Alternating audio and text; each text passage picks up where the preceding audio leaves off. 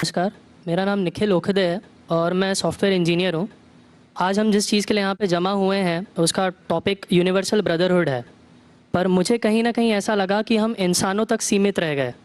मेरा ऐसा कहना है कि हम इंसानों में कुछ इंसान ऐसे भी हैं जिनकी कुछ फीलिंग्स या जिनको जानवरों के बारे में भी थोड़ी फीलिंग्स हैं, और अगर आप उन्हें हर्ट करते हैं तो ये उस इंसान के रिलीजन के प्रति जाना है।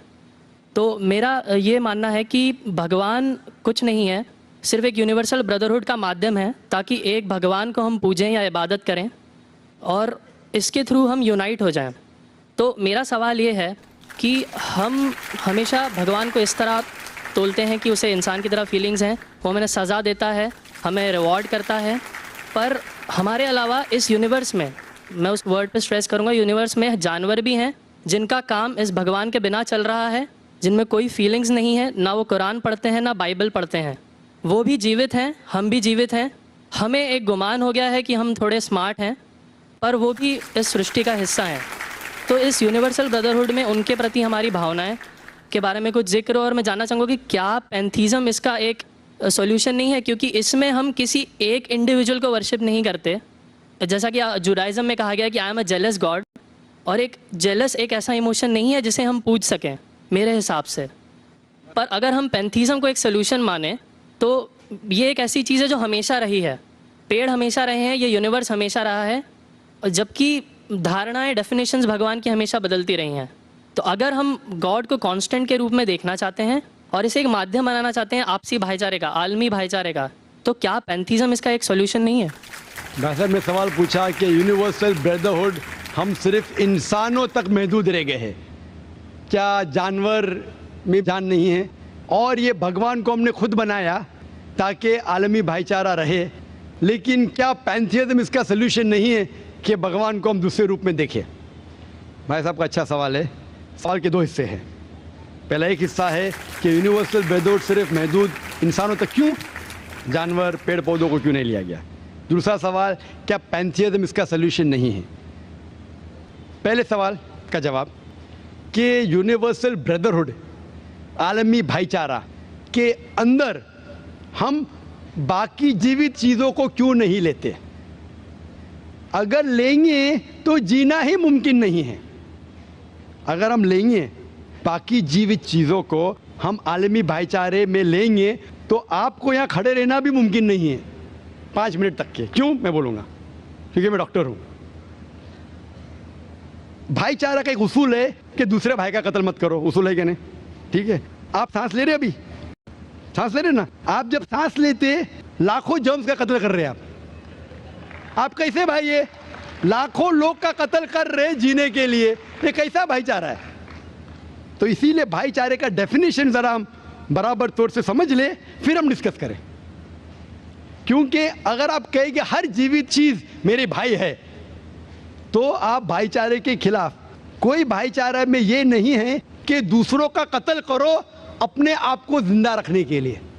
कभी भी इस्लाम में ये नहीं कहा गया है कि दूसरों को दबाओ अपने आप को ऊंचा करने के लिए। और मैं अल्लाह के रसूल की एक मिसाल दूंगा आपको। अल्लाह के रसूल फरमाते हैं, आप जब देखते हैं एक खजूर का दरख्त, पाम ट्री, वो एक मोमिन की मिसाल है, मुस्लिम की मिसाल है, तो साहबा सोचते इसका क्या मतलब? क्यों एक खजूर का दरख्त, पाम ट्री को मुस्लिम कह रहे? समझ में नहीं उनको। आज हम जानते हैं, उस टाइम अल्लाह के रसूल ने कहा कोई भी पेड़ पौधे जब भी बढ़ते ऊपर, वो क्या करते हैं? आजू बाजू पेड़ को हटाते हैं, फिर ही बढ़ते हैं। नीचे जाते हैं, अपने पौधों को, रूट्स को एक्सपैंड करते हैं। इसीलिए आप देखेंगे म्युनिसिपैलिटी क्रैक्स को तोड़ती है, मजबूत करे। क्यों? वो पेड़ बढ़ता है तो क्रैक हो जाता है, फिर से टाइल लगाते हैं। जितना पौधा बढ़ता है, जितना पेड़ बढ़ता है, उतना आजू बाजू नुकसान करता है। एक वाहिद दरख्त है पाम ट्री, जो जितना ऊंचा जाता है दूसरे को नुकसान नहीं पहुंचे, सीधा जाता है। बाकी लोग यहाँ जाते वहां जाते, इसके घर में घुसते, उसके घर में घुसते, ऊपर जाते सीधा, किसी को तकलीफ नहीं देते, नीचे भी जाते सीधा, आजू बाजू घूमते नहीं। अगर आप अपने आप को बड़ा बनने के लिए दूसरों को दबाएंगे, ये मुस्लिम नहीं। तो अगर मैं मानूं आपकी बात को कि हर जीवित इंसान को भाईचारा करूं तो मुझे जीने का हक ही नहीं, किसी को जीने का हक नहीं है। लेकिन उसका मतलब ये नहीं कि हम दूसरे जीवित लोग को तकलीफ पहुंचाएं जानबूझ के। इसीलिए इस्लाम में जब मोहम्मद सल्लल्लाहु अलैहि वसल्लम पैगाम दिए अरब देशों में, अरब ममालिक में, तो लोग ने कहा ये कैसा इंसान है। जब अल्लाह के रसूल ने कहा कि ऊंट के ऊपर ज़्यादा वजन मत डालो, हराम है, घोड़े को ज़्यादा तकलीफ मत दो, तो लोग कहने लगे ये तो अभी इंसानों की हुकूक की बात कर रहा था, अभी जानवरों की हुकूक की बात कर रहा है। अल्लाह के रसूल फरमाते जब एक शख्स आग उगाता, मुझे आग को बुझाओ, क्यों? उधर चींटियां मर रहे हैं। उसका मतलब जानबूझ के कोई भी जीवित चीज़ को मारना हराम है, सिर्फ अनजाने में इजाज़त है या जिसकी इजाज़त खुदा ने आपको दी है, जिसकी इजाज़त दी है खुदा ने। मिसाल के तौर पे मनुस्मृति में चैप्टर नंबर 5 श्लोका नंबर 31 में लिखा है कि खुदा ने कुछ जानवरों को बनाए खाने के लिए और किसको खुराक बनने के लिए, some to be eaten some to eat. अगर वो खाने वाला जानवर दूसरे जानवर को खाता है जिसको खुराक के लिए बनाया है तो कोई गुनाह नहीं है। मनुस्मृति चैप्टर नंबर 5 श्लोक नंबर 30 में अगर आप उस जानवर का कत्ल करते हैं जो खाने के लिए बनाया गया तो आप गुनाह नहीं कर रहे। Manusmriti chapter number 5 shloka number 39 में सैक्रिफिशियल एनिमल, जो एनिमल कुर्बानी के लिए बनाए गए उसकी कुर्बानी देना गुनाह नहीं है। मैं क्यों हिंदू धर्म से कह रहा हूँ, मुस्लिम से भी कह सकता हूँ, बहुत से हवाले। उसका मतलब हमें किसी को तकलीफ नहीं देना चाहिए।